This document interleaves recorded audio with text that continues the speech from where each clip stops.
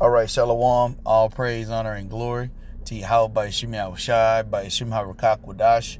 Double honors to the apostles of Great Millstone who teach and rule well, and peace and salutation to the elect. So this lesson, I'm basically just going to read part of this article and basically just give some commentary, if the Spirit allows, some scriptures may come out, but I'm just in my car, so I'm in transit. But I just wanted to read a part of this article by Kevin Barrett. Clearly, I've been keeping up, through the Spirit, this Jeffrey Epstein case, has gone cold as far as in the media and, people's attention. And so, through the Spirit, I want to keep it hot, man, because something like this doesn't happen all the time, to where someone as prolific as a Jeffrey Epstein not only was about to go to trial, he was put in jail, supposedly committed suicide, but all of these things need to be brought to the forefront because, as I've said before in other lessons, there are countless Jeffrey Epsteins out there. So this one in itself has so much mystery behind it because, like I said, it was front page news, and then it was no page news, and so any type of article I get, or even if you brothers run across articles, this happened a little bit more than a month and a half ago, roughly. And this article I'm gonna read now, or at least the excerpt from this article, is from September 5th, 2019. And as I was doing my research, there's maybe one or two articles that have been in the past week, but nothing as robust as it has been for the past couple of years. So anyway, the name of this article says 9/11 and Jeffrey Epstein, media malfeasance on steroids. Let me get that word here because I pronounced it incorrectly. Malfeasance. Okay, which means wrongdoing, especially by a public official. Okay, so I'm just gonna scroll all the way down here, man. This dude Kevin Barrett, man, he was going in, but I just really wanted to try to get to the last points in which he made, and really, that'll be, just more of a FYI, for you Akim, you brothers post scriptures if you're compelled. It says the Epstein affair, like 9/11, illustrates two critically important truths about Western secularism. There is no truth, and there are no limits. A society that no longer believes in God no longer believes in the truth, since God is al-haq, the truth, without whom the whole notion of truth has no metaphysical basis. So let me just say something real quick. I don't know what this al-haq is or whatever, but the name of the Heavenly Father is Yahweh. Okay, it's not God. All right, and the name of the Heavenly Father Son is Yahushai. Okay, so just for clarity for anyone that may be coming across this video, that name in which they have in the article is not the name of the Heavenly Father. It says the postmodern philosophers understand this perfectly well. They taught a whole generation of Western humanities scholars that truth is merely a function of power. People accept something as true to the extent that they are forced by power to accept it, which is another reason why this is Babylon, which is another reason why they're going to force that RFID microchip, which is the mark of the beast. It says, so when the most powerful people in the world insist that 3 enormous steel-framed skyscrapers were blown to smithereens by relatively modest office fires on 9/11, that absurd assertion becomes the official truth constructed by such Western institutions as governments, courts, media, and academia.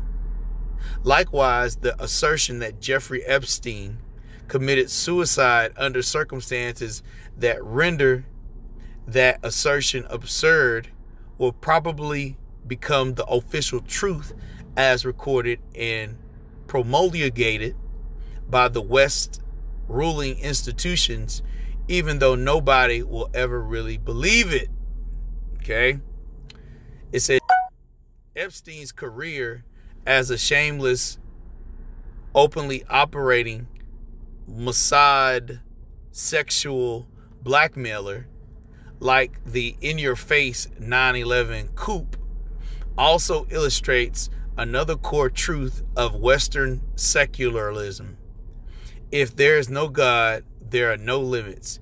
In this case, to human depravity and what it can get away with. Or as Dostoevsky famously put it, if God doesn't exist, everything is permitted. Since God alone can establish metaphysical grounded limits between what is permitted and what is forbidden, a world without God will feature no such limits. In such a world, Aleister Crowley's satanic motto, "Do what thy wilt shall be the whole law," becomes the one and only commandment. In today's godless West, why should men not do what they wilt and indulge their libidos by raping young girls if they can get away with it? After all the other sexual taboos are being broken one by one. Fornication, adultery, homosexuality, sadomachism. Hold on, let's see what this word is. I don't know how to pronounce this one. That's a lot. Because all of these things are just referenced as, all of these things are just referenced as Esau's wickedness. Okay, it's a lot, brothers. For some reason, I'm having a little difficulty as usual. Okay. All right. Oh, yeah, here we go. Sadomasochism. Sadomasochism. It's a psychological tendency or sexual practice characterized by both sadism and machismoism. I'm not saying that right, but sadomasochism. Masochism. Okay. All right. So it says gender bending. I'm right here. It says gender bending. All of these have been transformed during my lifetime from crimes and vices to human rights enjoyed by the most liberal and fashionable right-thinking Western secularists. Even bestiality and necrophilia are poised to become normalized sexual identities whose practitioners will soon be proudly marching in bestiality parade and necrophilia pride parades. So why not normalize pedophilia and other forms of rape perpetrated by the strong against the weak? And why not add torture and murder and in service to sexual gratification? After all, the secret Bible of the sexual identity movement is the collected works of the Marquis de Sade, the satanic prophet of sexual liberation, with whom the liberal, progressivist, secular West is finally catching up. It will not be surprising if, just a few years after Jeffrey Epstein's suicide is consigned to the memory hole, we will be witnessing LGBTQBNPR parades, with the BNPR standing for bestiality, necrophilia, pedophilia, and rape.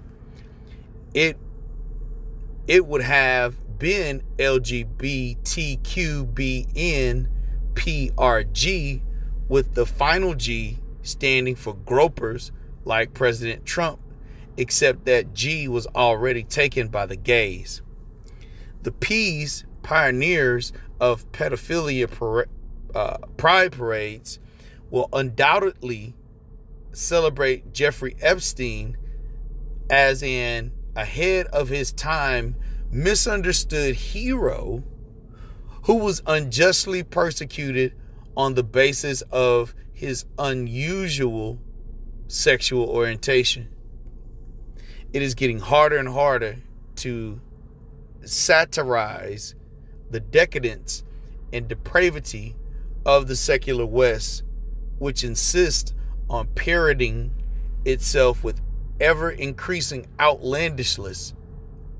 When the book on this once mighty civilization is written and the ink is dry, readers will be astounded by the limitless lies of the drunk on Hetzpah sociopaths who ran it into the ground. And really all of this article is talking about Esau, the so-called white man, because he set up 9/11 and he set up for Jeffrey Epstein to be killed, because I do not believe that he committed suicide. And if he did, they allowed for him to do so. But I do believe it was a blood sacrifice more than it was anything, just like 9/11 was a sacrifice as well. And to where, I think even, Lord willing, I'll post this article, but it says something about, let's read this and then we'll close out here. It says, as the 18th anniversary of 9/11 approached, the arrest and alleged suicide of Jeffrey Epstein made headlines and raised questions about the credibility of official narratives. As Eric Rasmussen writes, everybody, it seems, in New York society knew by 2000 that Jeffrey Epstein and Ghislaine Maxwell were corrupting teenage girls, but the press wouldn't cover it. Likewise, everybody in New York society has long known that Larry Silverstein, these fake Jews, who brought the asbestos-riddled White Elephant World Trade Center in July of 2001 and immediately doubled the insurance, is a mobbed-up friend of Netanyahu and a confessed participant in the controlled demolition of Building 7, from which he earned over $700 million insurance dollars on the pretext that Al-Qaeda had somehow brought it down, but the press won't cover that either. So, like I said, the reason why I'm bringing that up is just to kind of have brothers understand the things that are happening in the backdrop as it pertains to this Epstein case. Because as long as people don't inquire, Esau just removed that storyline and put something else in its place. But, like I said, I just wanted to bring, that information out just so brothers can be a little bit more aware. Because, like I said, man, this is much bigger than we think, as far as the Jeffrey Epstein situation. He's been supplying, loose teenagers to prolific Edomite men for the longest, especially here in Babylon. So anyway, I just wanted to send that message to you, Akim, as I stated. If you brothers have any precepts, leave those in the comment section, and I'll leave this link here in the description box. And with that, I'm going to say, Shalom.